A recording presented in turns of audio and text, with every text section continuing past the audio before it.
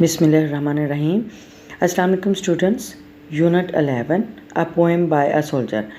इसकी हम रीडिंग और ट्रांसलेशन पहले हम कर चुके हैं, इसको हम रीड आउट कर चुके हैं और आज हम इसकी एक्सरसाइज देखते हैं। और एक्सरसाइज में सबसे पहले हमारे पास रीडिंग कम्प्रीहेंशन, और रीडिंग कम्प्रीहेंशन के पार्ट में हमारे पास फर्स्ट जो एक्टिविटी है वो है find out the meaning of these words.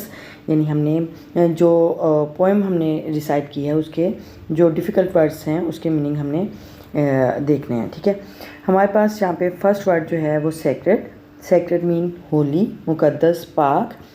Next word है बियॉन्ड। बियॉन्ड मीन आउटसाइड, बाहर, दूर। ठीक है, struggle. Struggle mean effort. Effort यानी कोशिश करना, जिदोजहद करना। और नेक्स्ट है human flood. Human flood mean यानी इंसानों का सैलाब, बहुत ज़्यादा यानी हजूम, बहुत ज़्यादा इंसान। ठीक है, अनकाउंटेबल नाउन्स, अनकाउंटेबल ह्यूमंस यानी बेशुमार इंसान, यानी बहुत ज़्यादा इंसान, यानी एक कह लें कि अवाम, जमे गफ़ीर। ठीक है, उसके मीनिंग में लेंगे। नेक्स्ट है lovely. Lovely mean beautiful, beautiful खूबसूरत। ठीक है, तो ये हमारे वर्ड्स मीनिंग हो गए। और नेक्स्ट हमने हमारे पास रीडिंग कम्प्रीहेंशन में नेक्स्ट एक्टिविटी है answer the following questions. The first question is who is the founder of Pakistan. Next one, who is known as the poet of the east. And the question number third is what is the importance of Independence Day in Pakistan. Question number 4, how did Pakistan get her freedom. Number 5, what is the main theme of the poem. And the last one is how do you want to serve your country. ठीक है, तो इन questions के यही यानी इसी poem से यानी context से लिए गए हैं और एक तरह से हमारी कंप्रीहेंशन हो जाती है कि आप लेसन को या जो पोएम है उसको आप कितना अंडरस्टैंड कर पाएँ, तो उसकी कंप्रीहेंशन के लिए ये क्वेश्चन आंसर्स का सेशन होता है। ठीक है, तो हम इसके आंसर को फाइंड करते हैं। So let's start. Yes, these are question answers related to unit 11। The first one is who is the founder of Pakistan, यानी पाकिस्तान का बानी कौन था, किसने पाकिस्तान को बनाया था, कि किसने पाकिस्तान को बनाया। To answer this question is Quaid Azam Muhammad Ali Jinnah is the founder of Pakistan. ठीक है, कायद आज़म मोहम्मद अली जिन्ना पाकिस्तान के बानी हैं। Okay, the next one is who is known as a poet of the east, यानी कौन मशरिक़ के शायर के तौर पर जाना जाता है या किसे शायर मशरिक़ कहा जाता है। To answer this question is Allama Muhammad Iqbal is known as a poet of the east, यानी अल्लामा मोहम्मद इकबाल को मशरिक़ के शायर के तौर पर जाना जाता है। The next one is what is the importance of independence day in Pakistan. Pakistan क्या अहमियत है पाकिस्तान में आज़ादी के दिन की। ठीक है, to answer this question is independence day in Pakistan is a day which is celebrated to memorize our freedom that we got on that day. यानी पाकिस्तान में आज़ादी के दिन से मुराद वो दिन है जो कि मनाया जाता है किसकी याद में, मेमोराइज आवर फ्रीडम, हमारी आज़ादी की याद में मनाया जाता है। दैट वी गॉट, जो कि हमने हासिल की, ऑन दैट डे, उस दिन। ठीक है, यानी आज़ादी का दिन हमें ये याद हमें हमारी आज़ादी जो हमने उस दिन हासिल की उसकी याद दिलाता है। उसके लिए हम उस दिन को, इंडिपेंडेंस डे को सेलिब्रेट करते हैं, मनाते हैं। ठीक है, the next one is how did Pakistan get her freedom, कि पाकिस्तान ने अपनी आज़ादी कैसे हासिल की। To answer this question is Muslims of subcontinent made effort through Pakistan movement and under the leadership of Quaid Azam got freedom. ठीक है, यानी बरसगीर के मुसलमानों ने कोशिश की, तहरीक पाकिस्तान के ज़रिए कोशिश की और कायद आज़म मोहम्मद अली जिन्ना की ज़ेर क़यादत उन्होंने जिदोजहद की और आज़ादी हासिल की। ठीक है, Muslims of subcontinent made effort through Pakistan movement, यानी तहरीक पाकिस्तान के थ्रू उन्होंने जिदोजहद की कोशिश की। And under the leadership of Quaid Azam got freedom, और कायद आज़म की ज़ेर क़यादत उन्होंने आज़ादी हासिल की। Okay, the last one is second last is what is the main theme of the poem. यानी नज़म की जो मरकज़ी ख्याल है वो क्या है। The main theme of the poem is about the freedom and sacrifices of the Muslims when they go to Pakistan. यानी नज़म का जो मरकज़ी ख्याल है वो आज़ादी और मुसलमानों की कुर्बानियों के बारे में है कि जब उन्होंने पाकिस्तान हासिल किया था उनकी आज़ादी और कुर्बानियों के बारे में इसका मरकज़ी ख्याल है। The main theme of the poem is about the freedom and sacrifices of the Muslims when they go to Pakistan. The last one is how do you want to serve your country. आप अपने मुल्क की कैसे खिदमत करेंगे या करते हैं। To answer this question is I want to serve my country. मैं अपने मुल्क की खिदमत करता हूँ एज अ स्टूडेंट, तालिब इल्म के तौर पर, बाई गेटिंग एजुकेशन, तालीम हासिल करते हुए, एंड देन और फिर take part in the development of Pakistan, और फिर पाकिस्तान की तरक्की में हिस्सा लेते हुए इन फ्यूचर, मुस्तकबिल में इंशाल्लाह अल्लाह ने चाहा तो। ठीक है, दोबारा से देखते हैं। I want to serve my country as a student by getting education and then take part in the development of Pakistan in future इंशाल्लाह। ओके, ये हमारे क्वेश्चन आंसर्स का जो रीडिंग कम्प्रीहेंशन का पार्ट है वो कंप्लीट हुआ। नेक्स्ट देखते हैं हमारे पास एक्सरसाइज में कौन सा यानी सेक्शन है। ठीक है, so let's start. Yes, next हमारे पास लिसनिंग एंड स्पीकिंग स्किल से रिलेटेड एक्टिविटी है। हमारे पास जो दिया गया है, read and practice the dialogue below, यानी जो नीचे दिया गया दर्ज झेल जो डायलॉग है, फॉलोइंग डायलॉग, उसको हमने रीड आउट करना है और उसकी प्रैक्टिस करना है अपने फ्रेंड्स के साथ। ठीक है, okay. The next, there are two characters, Zubair and Basit. Zubair said, hello Basit, how are you, what are you doing. Zubair, hello Basit, अस्सलाम वालेकुम बासित, हाउ आर यू, आप कैसे हैं, व्हाट आर यू डूइंग, आप क्या कर रहे हैं। बासित, आई एम फाइन, मैं ठीक हूँ। I am completing my assignment of ऐसे राइटिंग। आई एम कम्प्लीटिंग, मैं मुकम्मल कर रहा हूँ, माई असाइनमेंट, अपनी असाइनमेंट, यानी जो मेरा ज़िम्मेदार काम है, ऑफ ऐसे राइटिंग, मजमून लिखने की जो असाइनमेंट है, जो ऐसे राइटिंग की असाइनमेंट है वो मैं कंप्लीट कर रहा हूँ, मुकम्मल कर रहा हूँ। Zubair, but we completed this task a week ago. लेकिन वी कम्प्लीटेड, हमने मुकम्मल किया, दिस टास्क, इस काम को, अ वीक अगो, एक हफ़्ता पहले, हमने इस काम को एक हफ़्ता पहले मुकम्मल किया था। Have you still not submitted it, क्या आपने अभी तक इसको जमा नहीं कराया। सबमिटेड यानी आपने इसको अभी तक जमा नहीं कराया, दिया नहीं है।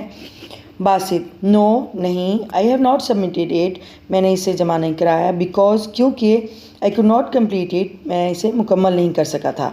ठीक है, कुड नॉट यहाँ पे पास्ट के मीनिंग में तो आ रहा है। वैसे तो कैन मॉडल वर्ब है, प्रेजेंट टेंस के लिए यूज़ होता है कैन, और कुड जो है वो उसके पास्ट के तौर पे इस्तेमाल होता है। मैं इसे मुकम्मल नहीं कर सका था। मिस सारा आस्क्ड मी, मिस सारा ने मुझे कहा था to do that assignment again, कि इस असाइनमेंट को आपने दोबारा करना है, दोबारा करने के लिए कहा था। मिस सारा ने मुझे इस असाइनमेंट को दोबारा करने के लिए कहा था। Zubair, oh that's not good. Basit, ये अच्छा नहीं है। You should complete your task on time, आपको अपना काम अपने वक्त पर करना चाहिए, कंप्लीट करना चाहिए, मुकम्मल करना चाहिए। बासित, यू आर राइट, आप सही हैं। I will try my best to do things on time, मैं अपनी पूरी कोशिश करूँगा कि इसे टाइम पर करूँ, वक्त पर करूँ, मुकम्मल करूँ।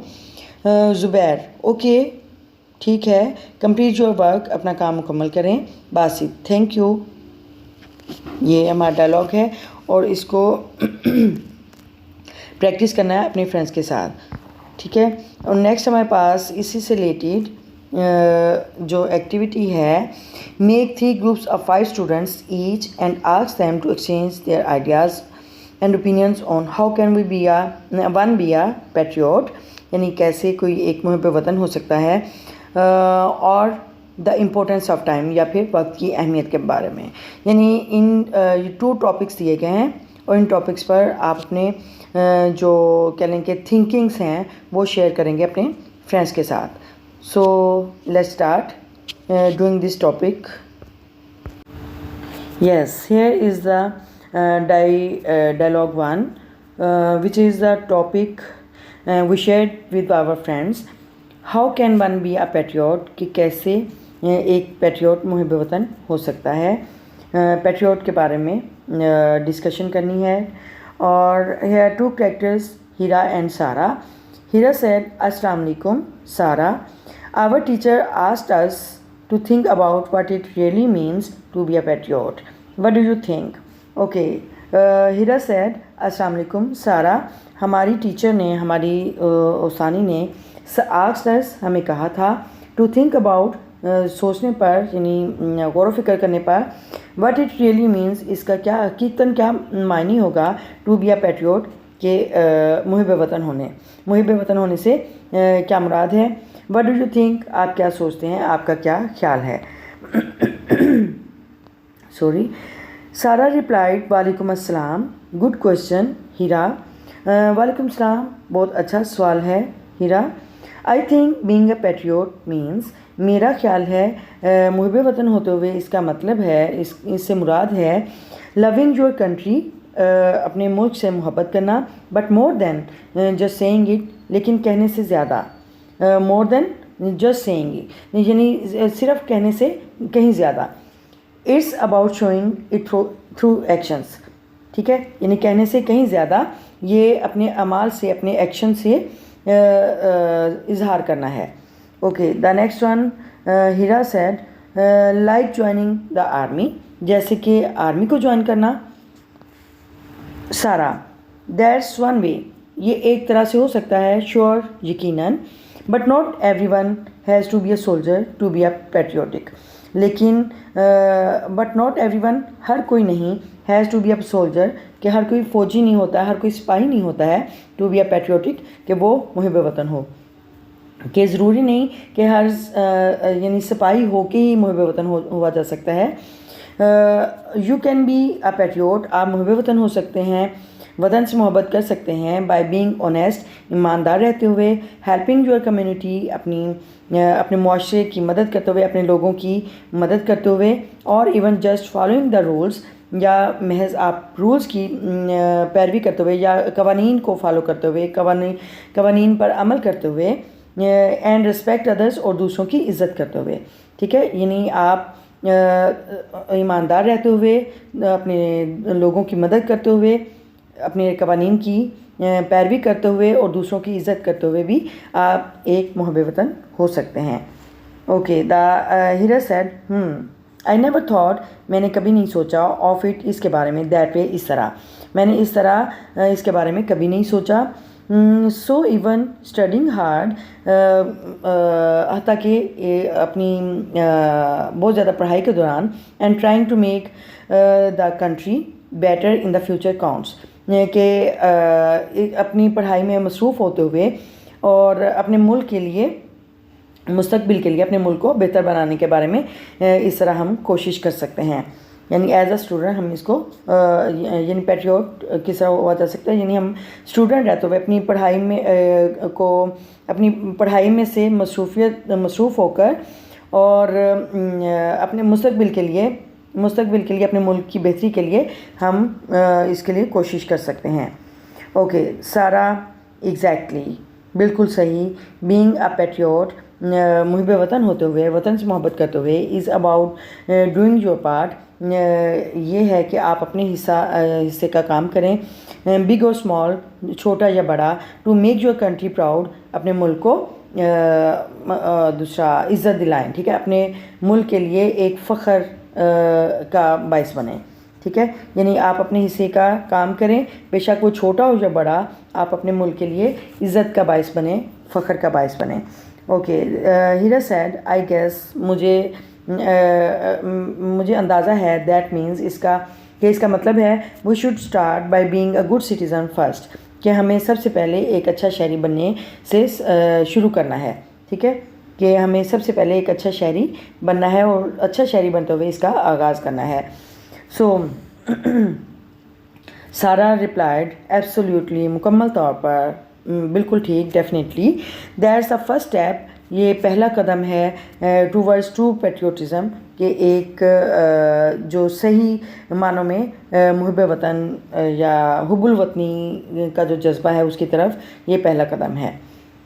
तो ये हमारा जो टॉपिक था being a Patriot, how can one be a Patriot, तो इसके ऊपर डिस्कशन की है। नेक्स्ट देखते हैं हमारा जो टॉपिक था the importance of time. So we discuss about that topic. So let's start. Yes, here is the second dialogue, which is the discussion on the topic of the importance of time.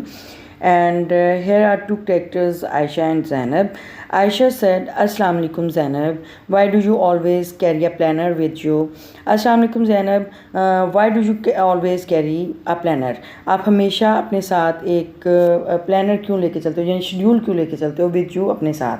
यानी आप हमेशा अपने साथ एक schedule क्यों या एक कह लें कि टाइम टेबल क्यों साथ लेके चलते हो? ज़ैनब, वालेकुम अस्सलाम। ज़ैनब रिप्लाइड, वालेकुम अस्सलाम, because time is precious. Ayesha, वालेकुम अस्सलाम, बिकॉज क्योंकि टाइम इज़ प्रेशियस, वक्त कीमती है। Ayesha, I like to keep track of how I spend it, मैं ये रिकॉर्ड रखना चाहती हूँ हाउ आई स्पेंड इट, कि मैं इसे कैसे गुजारती हूँ। ठीक है। Ayesha said, but isn't it stressful, लेकिन क्या ये दबाव वाला नहीं है? टू प्लान एवरी आवर, कि हर घंटे को हर आने वाले घंटे को प्लान किया जाए, उसकी मनसूबासाजी की जाए। ज़ैनब रिप्लाइड, नॉट रियली, यकीनन नहीं। इट एक्चुअली हेल्प्स मी, ये मेरी दरअसल ये मेरी मदद करता है टू गेट मोर डन, कि मैं बहुत ज़्यादा करूँ विदाउट फीलिंग ओवरवेल्म्ड, बगैर थकावट के, बगैर किसी यानी मामूली समझे हुए, किसी को मामूली समझते हुए, या बगैर किसी को विदाउट फीलिंग ओवरवेल्म्ड, बगैर किसी थके हुए मैं कुछ ज़्यादा करना चाहती हूँ। ये ज़्यादा करने के लिए मेरी मदद करता है। Time was wasted is time we never get back, यानी जो ज़ाया किया हुआ वक्त है वो हम उसे कभी भी वापस नहीं ला सकते। ठीक है। आयशा रिप्लाइड, दैट्स ट्रू, ये भी ठीक है। समटाइम्स आई लीव थिंग्स, मैं चीज़ें छोड़ देती हूँ फॉर लेटर, बाद के लिए, एंड एंड्स अप रशिंग, और फिर बाद में जल्दी जल्दी से इसे ख़त्म करती हूँ। ठीक है। आयशा कहती है कि दैट्स ट्रू, ये सही है, ये भी सही है। बाज़-औक़ात मैं चीज़ें बाद के लिए छोड़ देती हूँ और फिर इख्तिताम पर उसे जल्दी जल्दी ख़त्म करती हूँ। ज़ैनब सेड, एग्जैक्टली, बिल्कुल बिल्कुल सही। मैनेजिंग टाइम वेल मीन्स, यानी अच्छे तरह से टाइम को इस्तेमाल करने से मुराद है लेस स्ट्रेस, यानी कम तनाव, कम दबाव, एंड बेटर रिजल्ट्स, और अच्छे नताइज, यानी टाइम को अच्छे से मैनेज करना, उसको तरतीब देना, स्ट्रेस के कमी यानी तनाव की कमी और अच्छे रिज़ल्ट का बायस होता है। इट आल्सो गिव्स यू, ये आपको देता है मोर फ्री टाइम, ज़्यादा फारिग वक्त, इन द एंड, आखिर में।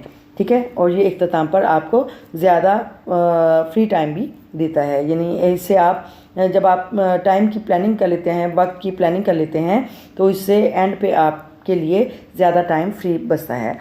Ayesha, maybe I should start planning my day too, मैं भी अपना दिन जो है उसकी प्लानिंग किया करूँगी, यानी अपने दिन का आगाज़ मनसूबाबंदी से करूँगी।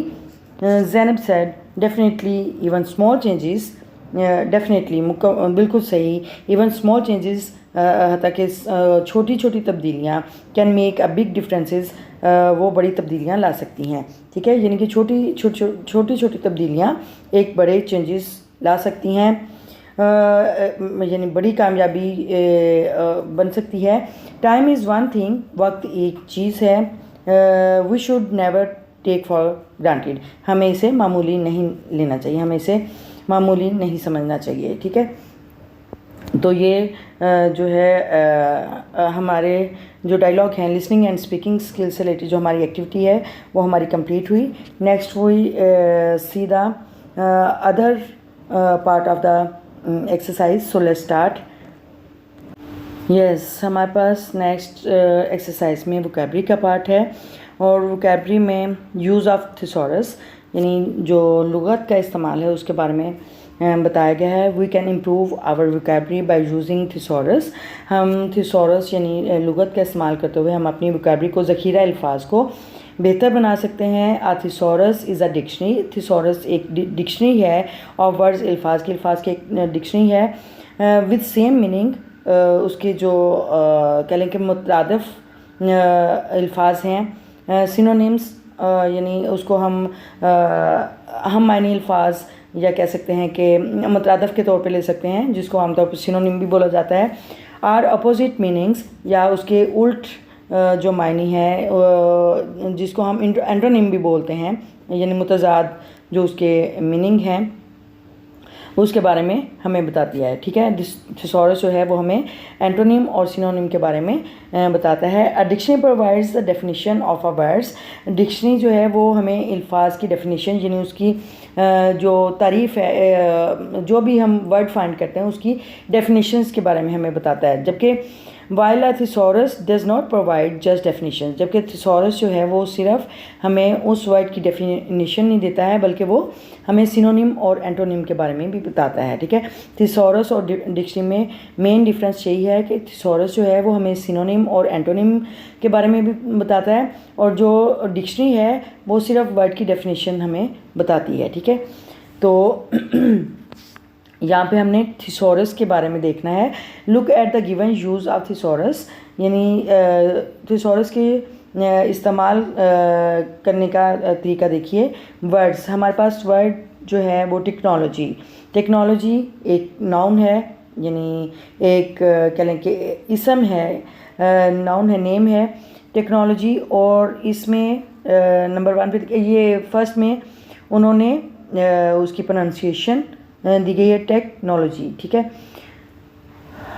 ये 4 सिलेबल वर्ड है टेक्नोलॉजी।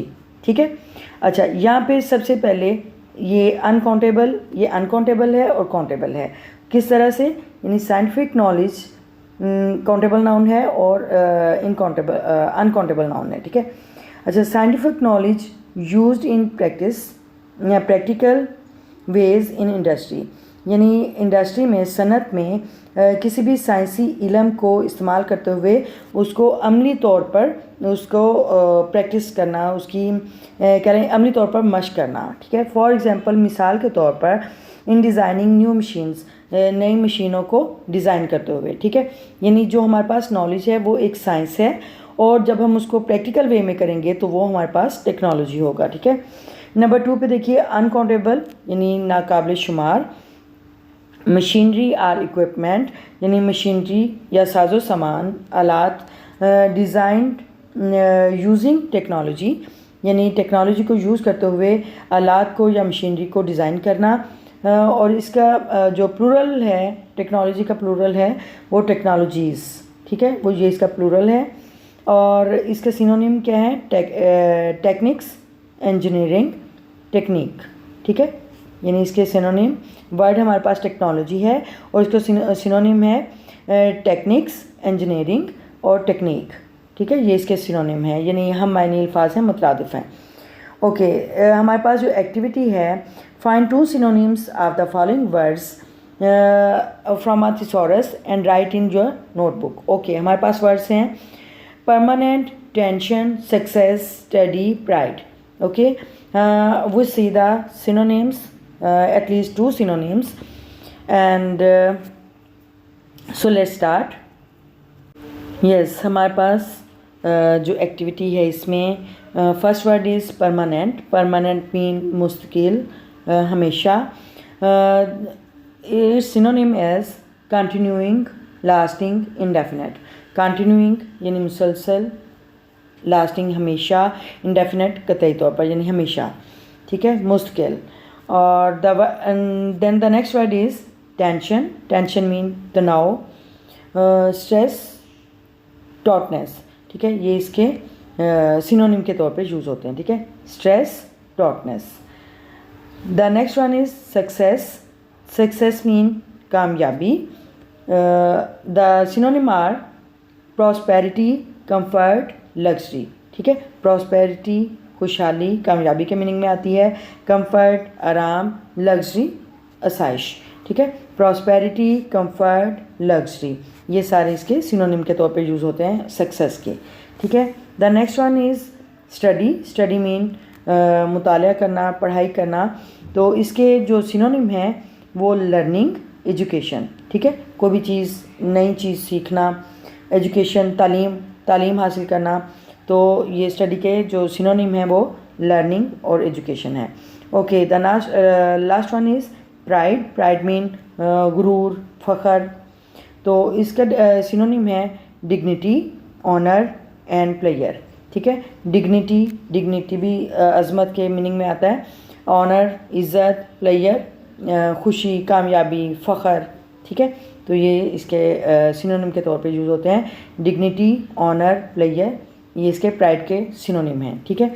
तो हमारे एक्सरसाइज में, यूनिट 11 की एक्सरसाइज में रीडिंग कम्प्रीहेंशन और लिसनिंग एंड स्पीकिंग स्किल से रिलेटेड जो एक्टिविटीज़ थी वो, और जो हमारा वोकैबुलरी का पार्ट है वो हमारा कंप्लीट हुआ। और next we will do about the grammar and so next we will see on the other day, and now it's the time for review. If you have learned something useful from this video, please like the video and place a good comment in the comment box, and share the video with your friends. And if you are the new one on this channel, please subscribe my channel and support my channel, and don't forget to press the bell icon button so that you see the new notification of new lesson. See you soon in the next video. Remember me in your prayers. Allah Hafiz. Bismillahirrahmanirrahim. Assalamu alaikum students. Unit 11, A Poem by a Soldier. इसके exercise का हम reading comprehension, listening and speaking skill और vocabulary का part हम कर चुके हैं, और आज हम ग्रामर का पार्ट देखते हैं। ग्रामर के पार्ट में हम डायरेक्ट एंड इनडायरेक्ट स्पीच के बारे में जानेंगे। अच्छा, जब भी हम कोई बातचीत करते हैं, कोई हम स्पीच करते हैं, तो उसमें 2 ऑप्शंस हैं, डायरेक्ट एंड इनडायरेक्ट, ठीक है।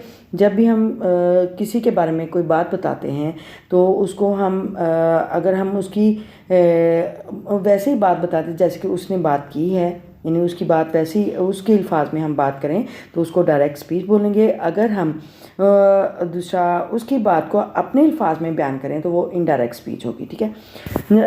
डायरेक्ट स्पीच में देखें, when we want to describe what someone said, यानी जब हम किसी की बात बताना चाहते हैं जो कि उसने कही है, one option is to use direct speech, ठीक है। तो उसकी एक ऑप्शन है, यानी एक चॉइस है कि आप उसको डायरेक्ट स्पीच में बताएं, यानी कि जैसे उसने बात की है वैसे ही आप उसको नेक्स्ट कन्वे कर दें, बता दें, ठीक है। वी यूज़ डायरेक्ट स्पीच, हम डायरेक्ट स्पीच यूज़ करते हैं, इस्तेमाल करते हैं when we simply repeat what someone says, जबकि हम वो उसकी जिसने बात की होती है उसको सिंपल वैसे कि वैसे रिपीट कर देते हैं, यानी कि उसके अल्फाज में हम दोहरा देते हैं, तो उसको डायरेक्ट स्पीच बोलते हैं। Putting the phrase between speech marks, और जो जिसकी बात वो होती है उसको स्पीच मार्क्स में हम बयान करते हैं। जिस तरह के डायरेक्ट स्पीच यहाँ पे एग्जांपल दी हुई है, Alina came in and said I am really hungry, ये इन्वर्टेड कोमास में या स्पीच मार्क्स में जो आई एम रियली हंग्री, ये उसी के अल्फाज में बात रिपीट की गई है, तो उसको डायरेक्ट स्पीच बोलेंगे, ठीक है। आई एम रियली हंग्री, यानी जो अलीना है वो कह रही है कि आई एम रियली हंग्री, तो यानी जैसे उसने बात की हमने उसको वैसे के वैसे आगे बात पहुंचाई, तो उसको डायरेक्ट स्पीच बोलते हैं, ठीक है। यानी उसी के अल्फाज में बात को दोहरा देना, रिपीट कर देना, तो वो डायरेक्ट स्पीच होगी। अच्छा, इनडायरेक्ट स्पीच क्या है? When we want to report, यानी जब हम किसी की बात को अपने अल्फाज में रिपोर्ट करें, तो what someone said without speech marks, यानी स्पीच मार्क के बगैर, यानी कोटेशन मार्क के बगैर, इन्वर्टेड कॉमास के बगैर जो हम बात दोहराएं, अपने अल्फाज में दोहराएं, and without necessarily using the same word, और ज़रूरी नहीं कि वैसे ही बात रिपीट करें जैसे कि जो कहने वाला है उसकी बात में, उसके अल्फाज में हम बात नहीं दोहराएंगे।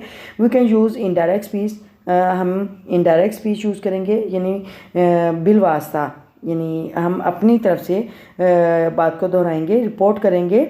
आल्सो कॉल्ड रिपोर्टेड स्पीच, तो उसको फॉर एग्जांपल जैसे कि डायरेक्ट स्पीच है, we are quite cold in here, हमें यहाँ पे बहुत ठंड लग रही है, हम वो यहाँ पे सर्दी में हैं, ठीक है, सर्दी, हमें यहाँ पे वो सर्दी लग रही है।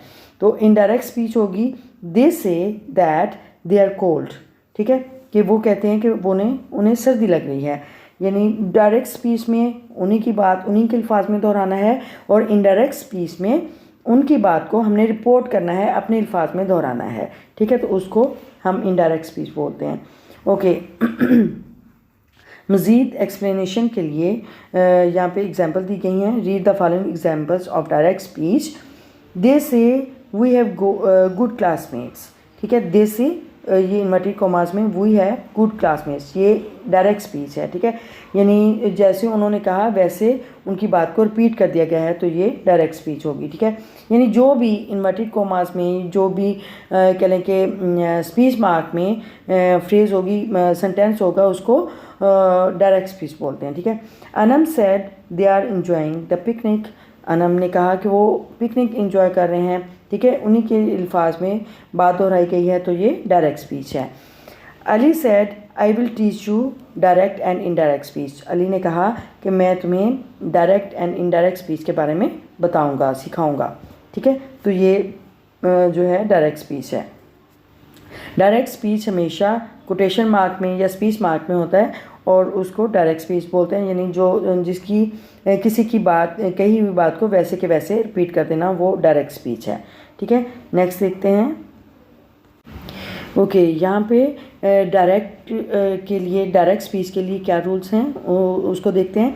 In the above sentences of direct speech notice the rules, यानी आपने जो एग्जांपल्स दी गई हैं डायरेक्ट स्पीच की, उसमें आपने नोटिस किया होगा कि in direct speech the word which are actually spoken must be put between the quotation marks, ठीक है, यानी जो डायरेक्ट स्पीच है वो हमेशा कोटेशन मार्क में होगी।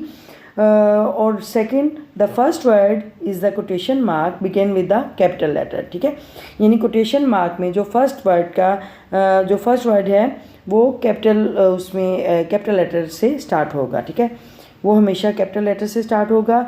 और वाइल राइटिंग डायरेक्ट स्पीच, इन डायरेक्ट स्पीच को राइट करते हुए the speaker is mention before और आफ्टर द वर्ड्स, ठीक है, यानी या तो वो डायरेक्ट स्पीच से पहले मेंशन होगा स्पीकर, या फिर डायरेक्ट स्पीच के बाद उसको मेंशन किया जाएगा, ठीक है, यानी डायरेक्ट स्पीच में जो स्पीकर है उसको ज़रूर मेंशन किया जाता है, या एंड पे यानी लास्ट में मेंशन किया जाता है, या फिर फर्स्ट में मेंशन किया जाता है, यानी शुरू में मेंशन किया जाता है। We can use direct speech for statements, exclamations, questions, orders, इसके लिए हम डायरेक्ट स्पीच यूज़ करते हैं, ठीक है, यानी किसी भी स्टेटमेंट के लिए या किसी बात को बयान करने के लिए, उसकी वजाहत के लिए, या क्वेश्चंस के लिए, या ऑर्डर के लिए हम डायरेक्ट स्पीच यूज़ करते हैं, ठीक है।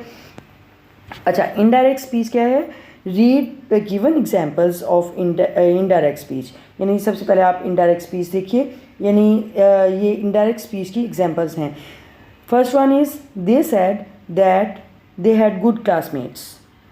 Anam said that they were enjoying the picnic. Alex said that he would teach the direct and indirect speech, ठीक है, यानी उसी डायरेक्ट स्पीच को इनडायरेक्ट में चेंज किया गया है इनडायरेक्ट स्पीच में। तो आपने नोटिस किया होगा कि उसमें कोटेशन मार्क रिमूव कर दिए गए हैं और वर्ड दैट का एडिशन किया गया, ठीक है, और उसमें ये देखिए दे सेड यानी उसको मेंशन किया गया है जो स्पीकर हैं, और उनकी बात को वैसे रिपीट नहीं किया गया, और उनकी बात को हमने अपने अल्फाज में दोहराया है, ठीक है, यानी हमने रिपोर्ट किया है, उनके अल्फाज को हमने रिपोर्ट किया अपने अल्फाज में, ठीक है, हमने उनकी बात को अपने अल्फाज में करके बताया है और रिपोर्ट किया है। यहाँ पे उसके इनडायरेक्ट स्पीच के रूल्स क्या हैं? यहाँ पे आपने नोटिस किया होगा इनडायरेक्ट स्पीच के एग्जांपल्स में कि changing direct speech into indirect speech में रूल्स क्या हैं? Read the given examples of direct speech into indirect speech.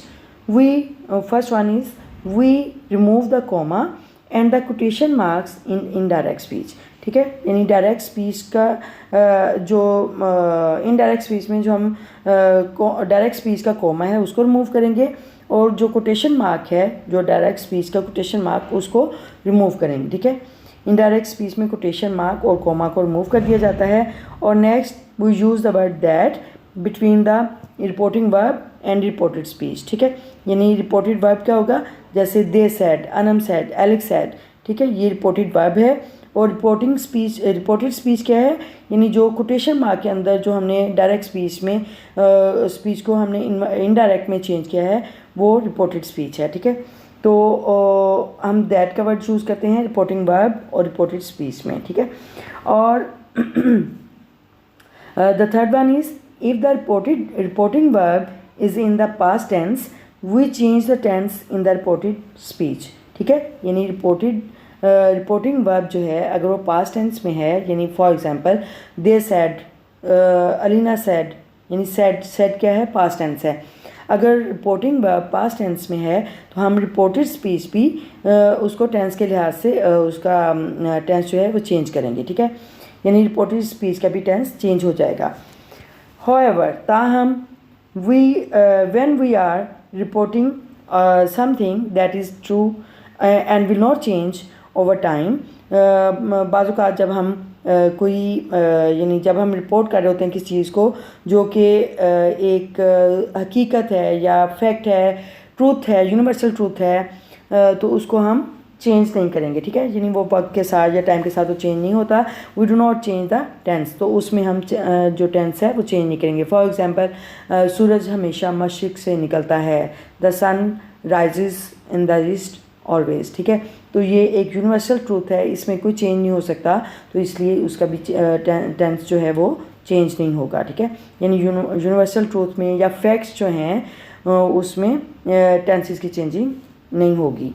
Okay, we also change pronoun in indirect speech, यानी इनडायरेक्ट स्पीच में हम pronoun भी चेंज करते हैं अकॉर्डिंग टू सब्जेक्ट और object of the reporting verb, यानी रिपोर्टिंग वर्ब के subject और ऑब्जेक्ट के अकॉर्डिंग हम उसका जो pronoun है वो चेंज करते हैं।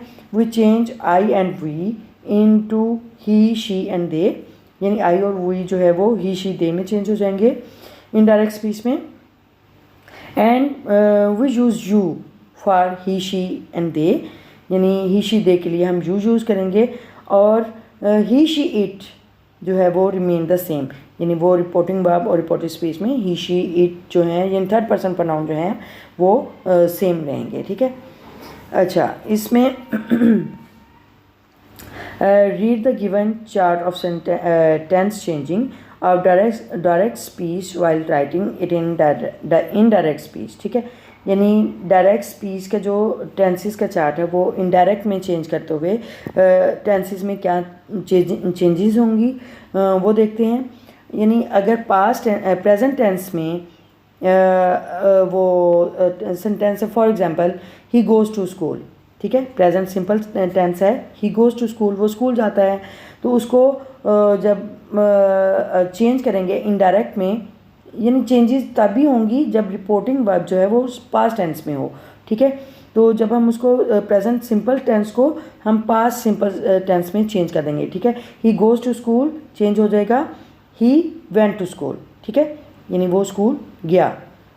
प्रेजेंट सिंपल टेंस जो है वो पास्ट सिंपल टेंस में चेंज हो गया। ठीक है, अच्छा, इसी तरह प्रेजेंट कंटिन्यूस टेंस चेंज हो जाएगा पास्ट कंटिन्यूस टेंस में। For example he is going to school change into he was going to school.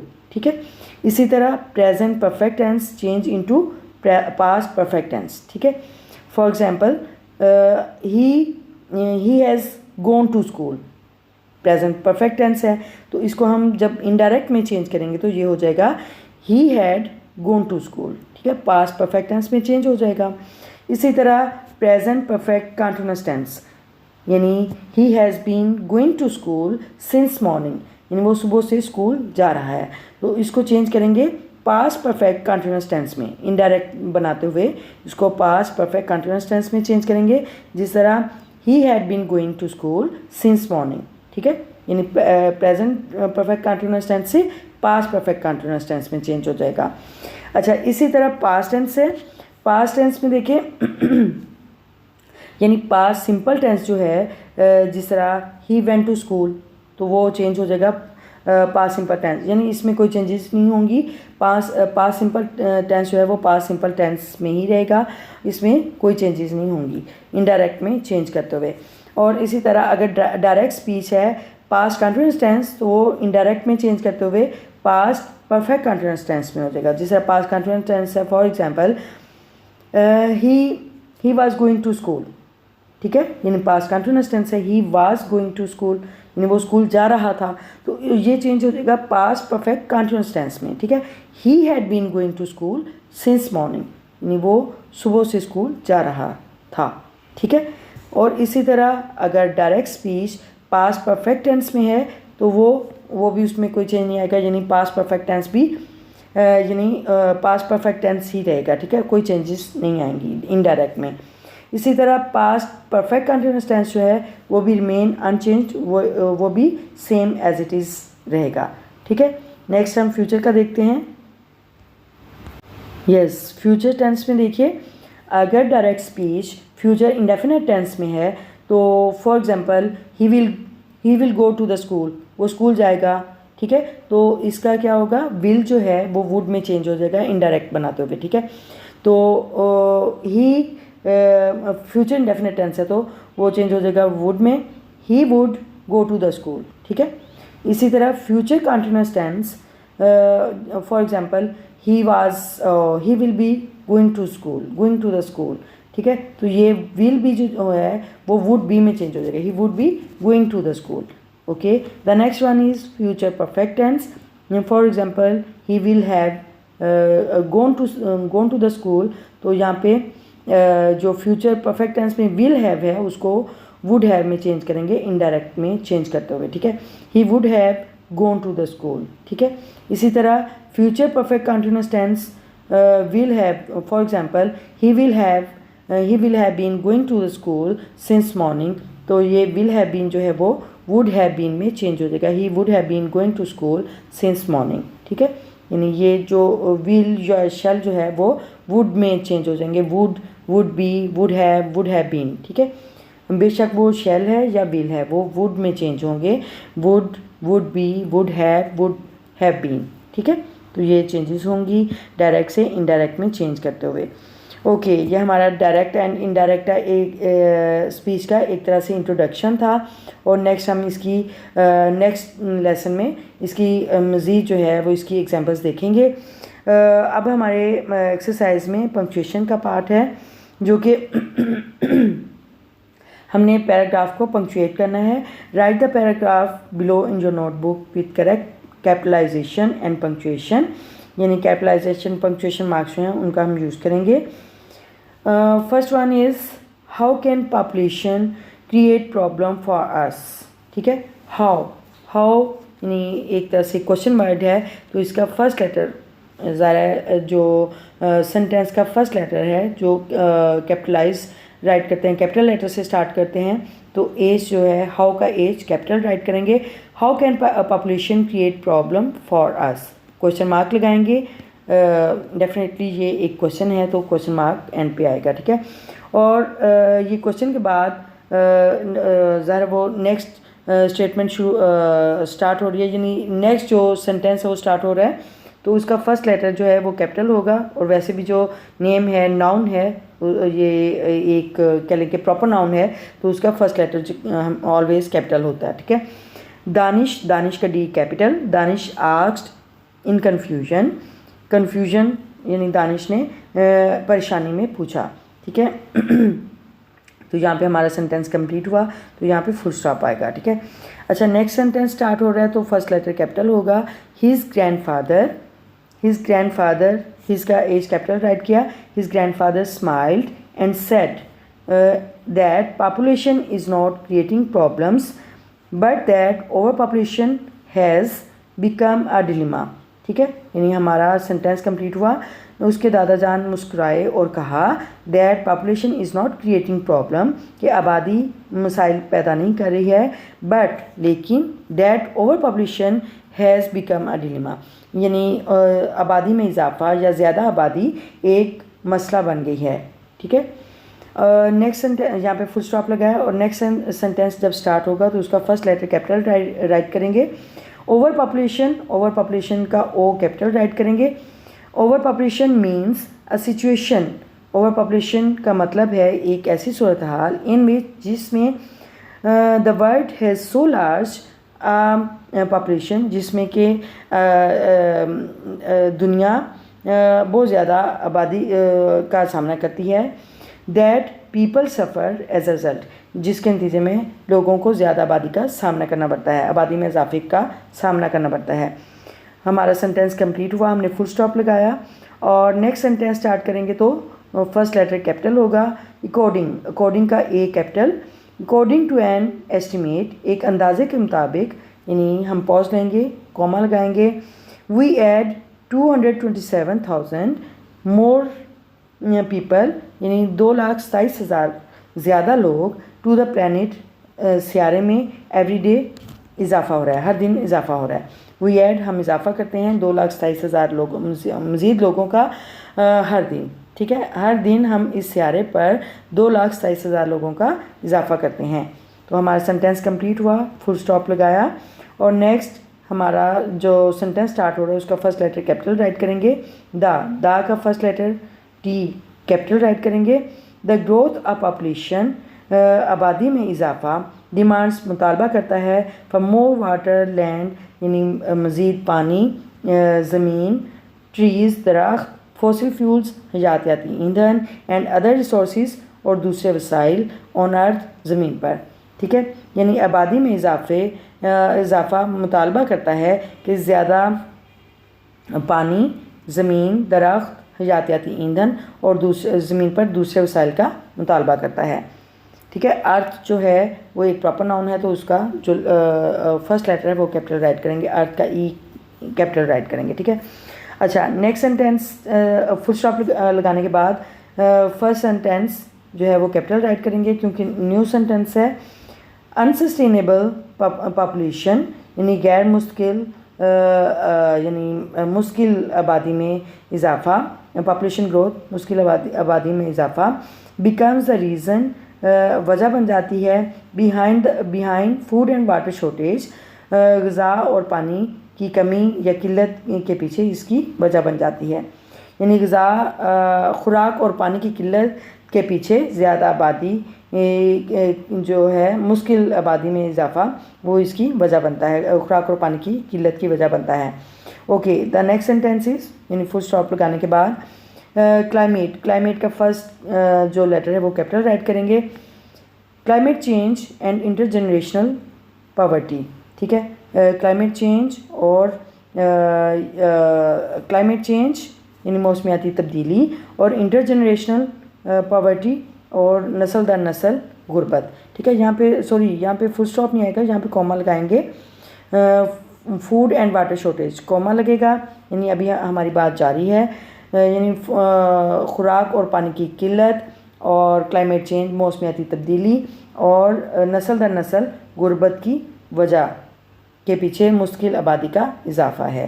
ठीक है, तो ये हमारा जो है जो पैराग्राफ है उसको हमने पंक्चुएट किया है और जहाँ पे कैपिटलाइजेशन, यानी जो हमने कैपिटल लेटर से स्टार्ट करना था उसको हमने कैपिटलाइजेशन से पंक्चुएट किया है और हमारा जो आज ग्रामर का पार्ट है वो कंप्लीट हुआ और tomorrow we will do the writing skill and inshallah we will complete our exercise in the next video, and here we will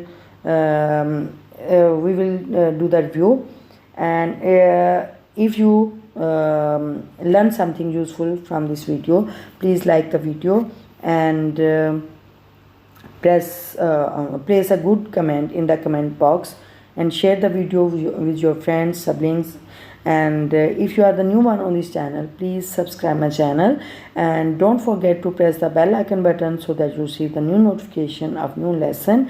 Remember me in your prayers. See you soon in the next video. Till then, Allah Hafiz. Bismillahirrahmanirrahim. अस्सलाम वालेकुम students, unit 11 a poem by a soldier. इस poem की reading translation के बाद exercise का आज हम last part देख रहे हैं जो कि राइटिंग स्किल से रिलेटेड है। और राइटिंग स्किल में आज हम ऐसे राइटिंग को डिस्कस करेंगे, ठीक है। ऐसे राइटिंग, एन ऐसे हैज़ एटलीस्ट 3 पैराग्राफ्स। एक ऐसे के आम तौर पर कम से कम 3 पैराग्राफ होते हैं। कौन कौन से? Introductory, main body and conclusion, ठीक है।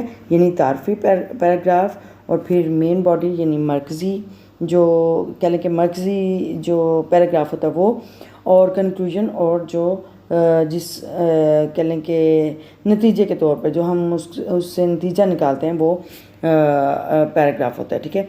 Introductory paragraph contains the main idea of an essay.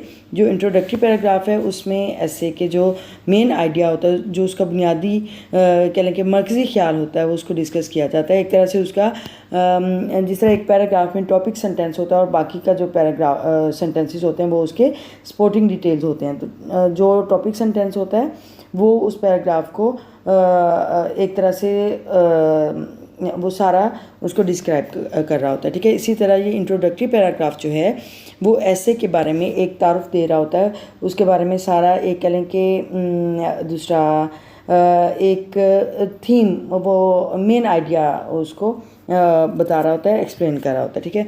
The main body of an essay contains supporting details. और जो उसका मेन बॉडी है, जो उसका जो कह लें कि जो उसका मेन थीम है ऐसे का, उसमें वो सपोर्टिंग डिटेल होती है, यानी उसके इंट्रोडक्शन के बारे में वो सारी डिटेल से बताया होता है, एक्सप्लेन किया होता है, ठीक है। जो उसका मेन बॉडी है, जो कह लें कि जो सेकंड पैराग्राफ है उसमें सारा सपोर्टिंग डिटेल यानी तफसील से बताया होता है। जो इंट्रोडक्टरी पैराग्राफ होता है उसको डिटेल से बताया होता है, एक्सप्लेन किया होता है। Okay, the next one concluding paragraph. और concluding paragraph contains a summary of the essay. इसमें एक तरह से एसे की समरी यानी उसका खुलासा बयान किया गया होता है। It also has a concluding statement. उसमें कंक्लूडिंग स्टेटमेंट भी होती है, यानी उसमें कह लें कि एक जो दूसरा ऐसे के आखिर में उसका एक नतीजे के तौर पर जो एक बयान देना होता है वो उसमें दर्ज होता है, ठीक है। Students should be able to write a full length essay story 350 to 400 words, ठीक है। यानी जो तलबा हैं वो इस काबिल होंगे, उन्हें इस काबिल होना चाहिए कि वो फुल लेंथ में यानी 350 to 400 वर्ड्स के इक्वल वो एक ऐसे राइट कर सकें, मजमून राइट कर सकें, स्टोरी राइट कर सकें, ठीक है।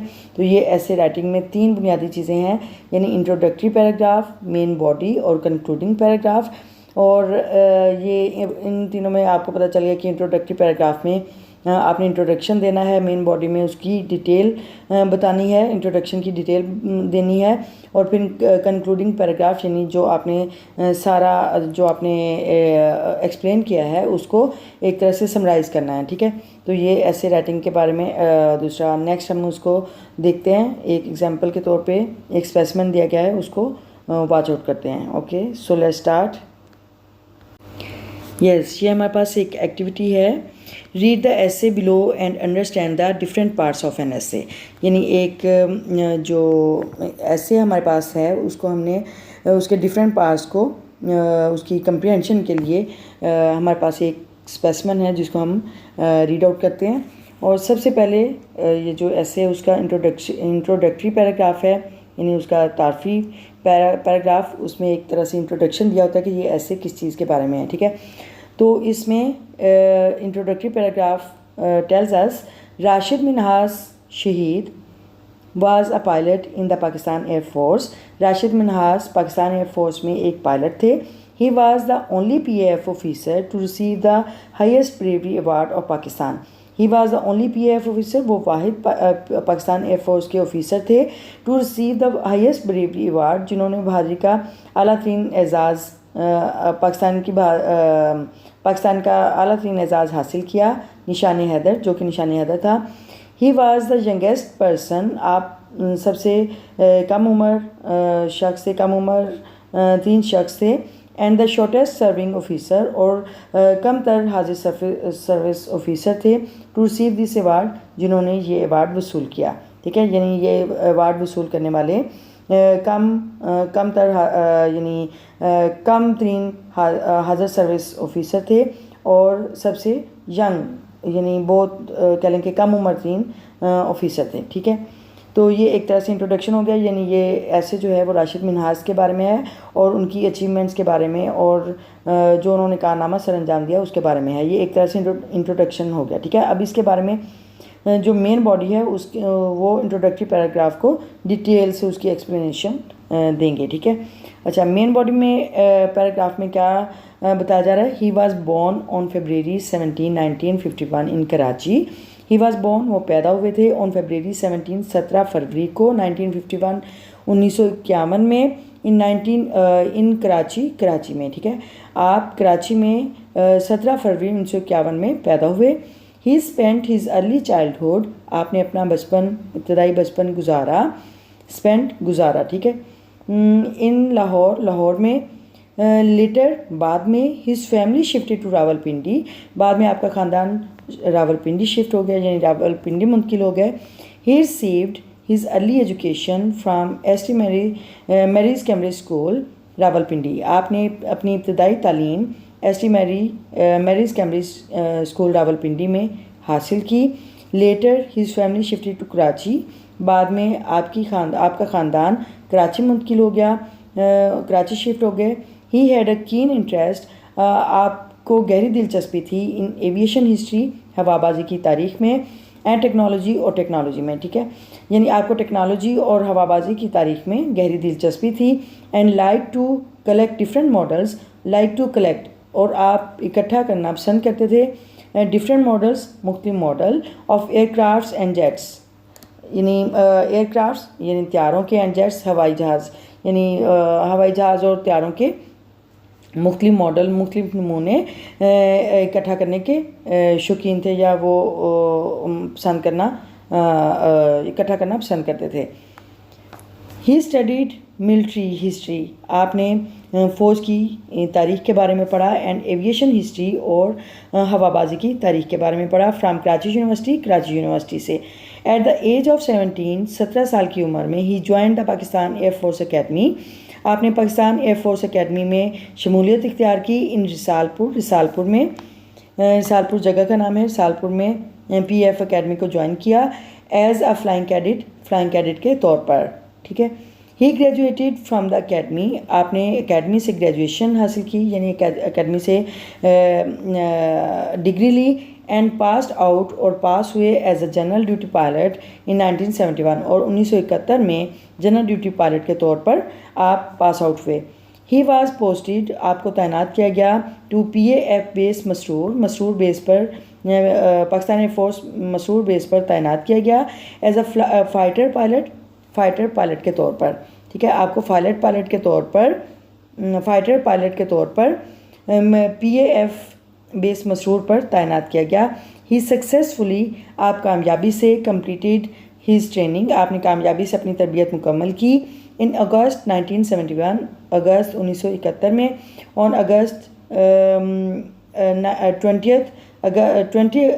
20 अगस्त को 1971, 20 अगस्त 1971 को ही वाज गेटिंग रेडी, आप तैयार हो रहे थे टू टेक ऑफ, प्रवास करने के लिए, इन T-33 jet trainer in Karachi में T-33 जेट ट्रेनर, यानी जो आपके यानी त्यारे का जो नाम था वो T-33 जेट था, उसमें प्रवास के लिए आप तैयार हो रहे थे। हिज इंस्ट्रक्टर, आपके उस्ताद flight lieutenant Matiur Rahman, signalled him, आपको इशारा किया टू स्टॉप, रुकने के लिए, एंड देन, और फिर climbed into the instructor seat, और चढ़ गए इनटू द इंस्ट्रक्टर सीट पर चढ़ गए, यानी जहाज़ में सवार हो गए। व्हेन ही वाज टैक्सिंग, जब वो आगे बढ़ रहे थे, टूवर्ड्स द रनवे पर, जब वो रनवे पर आगे बढ़ रहे थे, यानी उड़ने के लिए, प्रवास करने के लिए ऐसा उड़ रहे थे रनवे पर, तो वो जो इंस्ट्रक्टर सीट है उस पर वो सवार हो गए, आपके जो उस्ताद मतिउर रहमान थे वो उधर सवार हो गए। ड्यूरिंग द फ्लाइट प्रवास के दौरान रहमान नॉक्ड राशिद अनकॉन्शियस, यानी रहमान ने, यानी उसके उस्ताद रहमान ने नॉक्ड उसे ठोकर लगाई, राशिद को अनकॉन्शियस बेहोश कर दिया। इन ऑर्डर टू हाईजैक, अगवा करने के लिए द प्लेन, त्यारे को अगवा करने के लिए उसने राशिद को बेहोश कर दिया। And land on an Indian airbase, वो इंडियन एयरबेस पर दूसरा लैंड करना चाहते थे, उतरना चाहते थे। टू ज्वाइन हिज इंडियन फेलोमैन, और अपने इंडियन साथियों के साथ वो शामिल होना चाहते थे, उनसे मिलना चाहते थे। एंड प्रोवाइड दैम, और उन्हें देना चाहते थे, मुहैया करना चाहते थे, with Pakistani air force secrets, PAF यानी पाकिस्तानी एयरफोर्स, पाकिस्तानी फ़ज़ाइया के जो राज हैं वो उनको देना चाहते थे। अलॉन्ग विद द प्लेन, यानी जहाज़ के साथ, यानी जहाज़ के साथ साथ वो पाकिस्तान फ़ज़ाइया के राज भी उनको देना चाहते थे। जो इंडिया के लोग थे उनको वो ये राज भी देना चाहते थे। ये जो है ये मेन बॉडी है, यानी उसकी जो इंट्रोडक्शन है उसको एक तरह से उसकी तफसीलात हो गई, उसकी डिटेल हो गई, ठीक है।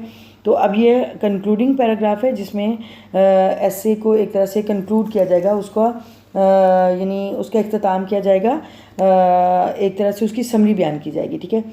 Okay, mid flight Rashid recovered and understand the bad intentions of his instructor. Mid flight यानी दौरान परवाज़, राशिद रिकवर्ड, राशिद बहाल हुआ, यानी उसने वो होश में आया। एंड अंडरस्टूड, और समझा, द बैड इंटेंशंस, बुरा इरादा, बुरी नीयत, ऑफ हिज इंस्ट्रक्टर, अपने उस्ताद की, और अपने उस्ताद की बुरे इरादे को उसने भांप लिया या जान लिया। ही फॉट विद मतियुर रहमान, आपने मतियुर रहमान के साथ लड़ाई की, लड़े। फॉट, फाइट, फॉट, ठीक है, यानी सेकंड फॉर्म है फाइट की। मतियुर रहमान के साथ लड़े। इनसाइड द कॉकपिट, कॉकपिट के अंदर, कॉकपिट यानी जो केबिन होता है जहाँ पे कि पायलट के बैठने की जगह, उसको कॉकपिट बोलते हैं, ठीक है। कॉकपिट के अंदर मतियुर रहमान के साथ लड़े। And turn the joystick downwards, और जॉयस्टिक को नीचे की तरफ मोड़ दिया, यानी एक तरह से कह लें कि एक उसको जॉयस्टिक को आप कह सकते हैं एक लीवर कह सकते हैं, या कह लें कि गियर कह सकते हैं कि गियर को, जॉयस्टिक को जो एक तरह से उसका एरोप्लेन का मोड होता है, कह लें कि उसका एक इक्विपमेंट है, उसको नीचे की तरफ मोड़ दिया। And let the plane crash, और जहाज़ को तबाह होने दिया। राशिद मिन्हास शहीद managed to accomplish, Rashid Minhas ने इसको मुकम्मल किया। What was the need of the hour, यानी वो काम पूरा किया जो कि वक्त की ज़रूरत थी, ठीक है। नीड ऑफ द आवर, जो कि वक्त की ज़रूरत थी, यानी वही किया जो कि वक्त की ज़रूरत थी, वक्त का मुतालबा था। ही डायरेक्टेड द प्लेन, आपने दूसरा प्लेन को यानी जहाज़ को डायरेक्ट किया, जहाज़ को हदायत दी। डाउनवर्ड्स टू एंड, नीचे की तरफ यानी मोड़ा।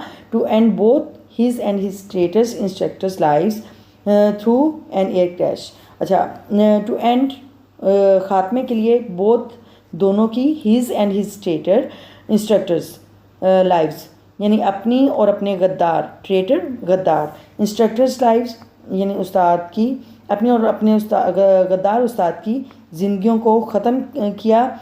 थ्रू एन एयर क्रैश, यानी एक हवाई हादसे में, ठीक है, हवाई हादसे के ज़रिए अपनी और अपने गद्दार उस्ताद की जानों को ख़त्म करते हुए जहाज़ को नीचे की तरफ मोड़ दिया, जहाज़ का रुख नीचे की तरफ कर दिया। He did not let the plane reach inside Indian territory, आप जहाज़ को इंडियन इलाके में यानी भारतीय इलाके में ले जाना नहीं चाहते थे, नहीं देना चाहते थे। And the crash site of the T-33 was later found 40 kilometre away from Indian border, और जो क्रैश साइट है, जो यानी हादसे की जगह है, ऑफ द T-33 वाज, यानी T-33 जहाज़ का नाम है, यानी T-33 जहाज़ के तबाह होने की जगह, वाज लेटर फाउंड, बाद में पता चली कि 40 किलोमीटर अवे, कि वो 40 किलोमीटर दूर था, फ्राम द इंडियन बॉर्डर, भारतीय सरहद से, कि वो भारतीय सरहद से तकरीबन 40 किलोमीटर दूर था।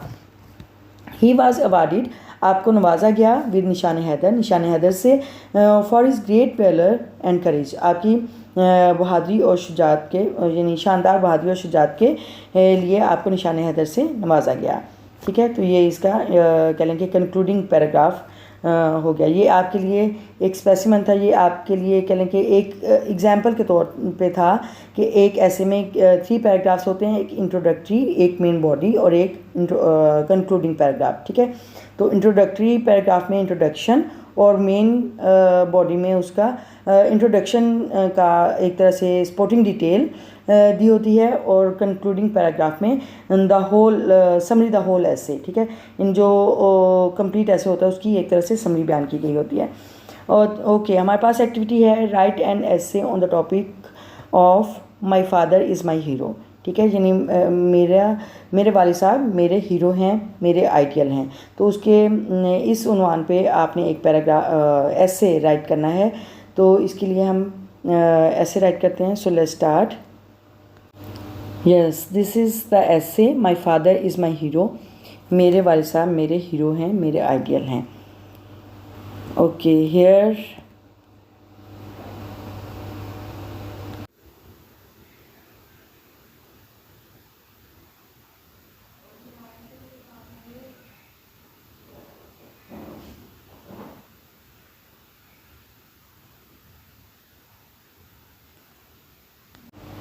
Yes, he always stands up for what is right. वो हमेशा खड़े होते हैं जो सही है, यानी सही के साथ खड़े होते हैं।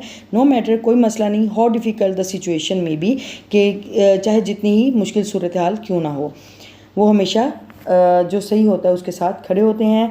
ही हैज़ टॉट मी, उन्होंने मुझे हमेशा सिखाया है द इम्पोर्टेंस ऑफ ऑनेस्टी, ईमानदारी की अहमियत के बारे में, हार्ड वर्क, मेहनत यानी मेहनत के बारे में, एंड काइंडनेस और मेहरबानी के बारे में, मेहरबानी, मेहनत और ईमानदारी की अहमियत के बारे में सिखाया है। Watching him face life challenges, watching him face यानी जो ज़िंदगी के चैलेंजेस हैं, ज़िंदगी की जो मुश्किलात हैं उनका सामना करते हुए मैंने उन्हें देखा विद पेशेंस, सब्र के साथ। मैंने उन्हें ज़िंदगी की मुश्किलात का सामना सब्र के साथ सामना करते हुए उन्हें देखा। And strength has given me, और उन्होंने मुझे स्ट्रेंथ यानी ताकत दी, द करेज मुझे इस चीज़ की ताकत मिली, द करेज टू फेस, और हौसला मिला to face my own problems, कि मैं अपने मसाइल का हौसले के साथ, बहादुरी के साथ सामना करूं, विद अ पॉजिटिव एटीट्यूड, एक मस्बत रवैये के साथ। ठीक है, यानी उनकी जो उन्होंने लाइफ के जो मुश्किलात हैं, जो ज़िंदगी की मुश्किलात हैं, उनको सब्र के साथ सामना करते हुए देखा, और इस चीज़ ने मुझे बहुत हौसला दिया, ताकत दी कि मैं अपनी ज़िंदगी के मेरे जो अपने मसाइल हैं उन्हें मैं बेहतर तौर पर अपने यानी हौसले के साथ, बहादुरी के साथ उनका सामना कर सकूं, और एक कह लें कि मस्बत रवैये के साथ उन्होंने मुझे एक तरह से ताकत दी। Okay, the next one is he works tirelessly, आपने अंत तक काम किया, अंत तक मेहनत की, टू प्रोवाइड फॉर अस, हमें देने के लिए, एंड नेवर कंप्लेन्स, और कभी शिकायत नहीं की, even when he is tired, हता कि वो थके हुए होते थे, यानी वो बहुत थक गए होते थे, तब भी उन्होंने कभी भी शिकायत नहीं की और हमारे लिए बेशुमार यानी अंत तक मेहनत की, काम किया। डिस्पाइट हिज बिजी शेड्यूल, अपने कह लें कि मसरूफ़ शेड्यूल में, स्केड्यूल में के होने के बावजूद, मसरूफ़ शेड्यूल होने के बावजूद, ही ऑलवेज मेक्स टाइम, वो हमेशा वक्त निकालते थे फॉर द फैमिली, ख़ानदान के लिए, यानी वो फैमिली के लिए टाइम निकालते थे।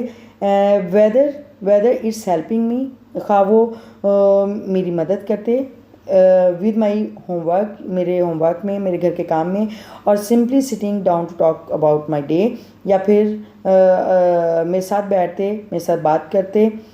ही listens with genuine interest and care, वो बहुत दिलचस्पी और ध्यान के साथ मेरी बात सुनते। What I admire most about my father is his humility, यानी मैं जिसकी बहुत ज़्यादा तारीफ़ करता हूँ, is his humility, वो उनकी आजिज़ी है। he never boasts, वो आपने कभी यानी इतराए नहीं, कभी शेखी नहीं बिगाड़ी अबाउट हिज अचीवमेंट्स, अपनी कामयाबियों पर, एंड ट्रीट एवरी वन, और हर किसी के साथ सलूक किया विद रिस्पेक्ट, इज़्ज़त के साथ, एहतराम के साथ, रिगार्डलेस ऑफ देयर स्टेटस, बगैर किसी के मर्तबे का लिहाज किए, यानी चाहे वो अमीर हो या गरीब, या यानी बगैर उसके मर्तबे का ख्याल किए हर किसी के साथ इज़्ज़त के साथ पेश आते थे। ही लीड्स, आप रहनुमाई करते हैं बाय एग्जांपल्स, मिसाल देकर, यानी आप मिसाल देकर हमारी रहनुमाई करते हैं। शोइंग मी, मुझे दिखाते हुए, दैट ट्रू ग्रेटनेस, के जो असल कह लें कि जो सही बड़ापन है, कम्स आता है, from being kind and humble, वो मेहरबान और आजिज़ होने से आता है, यानी कि जो असल बड़ाई है वो मेहरबानी में, यानी मेहरबान होने में और आजिज़ी में है। ठीक है, तो उन्होंने मुझे ये हमेशा मिसाल से समझाया, यानी वो हमेशा गाइड करते हैं, हमारी रहनुमाई करते हैं मिसाल बनकर। Okay, the last one is my father is also my best friend, मेरे वालिद साहब मेरे बेहतरीन दोस्त हैं, मेरे बेहतरीन दोस्त भी हैं। ही अंडरस्टैंड्स, वो समझते हैं, मी, मुझे, वो मुझे समझते हैं, लाइक नो वन एल्स, यानी जैसे कोई भी नहीं समझता, यानी वो मुझे ऐसे समझता है जैसे कोई भी नहीं समझता। एंड ऑलवेज नोज, और हमेशा जानते हैं, how to cheer me up, कि मुझे कैसे खुश करना है। When I am feeling low, जब मैं यानी कि बहुत उदास मूड में होता हूँ, या बहुत उदास महसूस कर रहा होता हूँ, या अपनी हिम्मत कम महसूस कर रहा होता हूँ, तो वो जानते हैं कि मुझे कैसे मेरा हौसला कैसे बढ़ाना है, मुझे खुश कैसे करना है। हिज सपोर्ट गिव्स मी, आपकी मदद मुझे देती है, द कॉन्फिडेंस, एतमाद, टू चेज़ माई ड्रीम, कि मैं अपने ख्वाबों को पूरा करूं, and believe in my self, और मैं अपने ऊपर भरोसा करूं, यकीन करूं। इन कंक्लूजन, नतीजे के तौर पर, माई फादर इज़ माई हीरो, मैं कह सकता हूँ कि मेरे वालिद साहब मेरे हीरो हैं, बिकॉज ही एम्बॉडीज़ द वैल्यूज़, क्योंकि वो उनके पास ऐसी खूबियाँ हैं, या वो ऐसी वैल्यूज़ का मुजस्मा है, खूबियों का, कदरों का मुजस्मा है।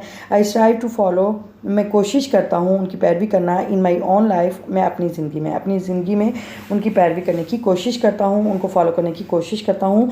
His love, strength and wisdom, आपकी मोहब्बत, ताकत और दानिशमंदी, इंस्पायर मी एवरी डे, हर रोज़ मुझे मुतासिर करती है। आई फील इनक्रेडिबली लकी, मैं नाकाबिल यकीन हद तक खुशकिस्मत हूँ, यानी मैं बहुत खुशकिस्मत हूँ, to call him my father, कि मैं उन्हें अपना वालिद साहब कहता हूँ, कि वो मैं बहुत खुशकिस्मत हूँ कि मुझे ऐसे वालिद साहब मिले। एंड आई होप, और मैं उम्मीद करता हूँ, to grow up to be even half the person he is, कि मैं बड़ा हूँ, मैं उम्मीद करता हूँ कि मैं बड़ा हूँ उनके कह लें कि आधे शख्स के तौर पर भी, यानी जैसे वो शख्स हैं, मैं उनकी आधी शख्सियत के तौर पर भी अपने आप को वैसा कर सकूं।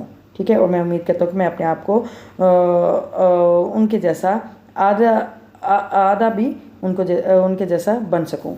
ठीक है, तो ये हमारा ऐसे कंप्लीट हुआ, और I hope you have learned about this topic the most, and if you have learned something useful from this video, please like the video, and place a good comment in the comment box, and share the video with your friends and siblings. And if you are the new one on this channel, please subscribe my channel and support my channel, and support me. And don't forget to press the bell icon button, so that you receive the new notification of new lesson. See you soon in the next video. Till then, Allah Hafiz.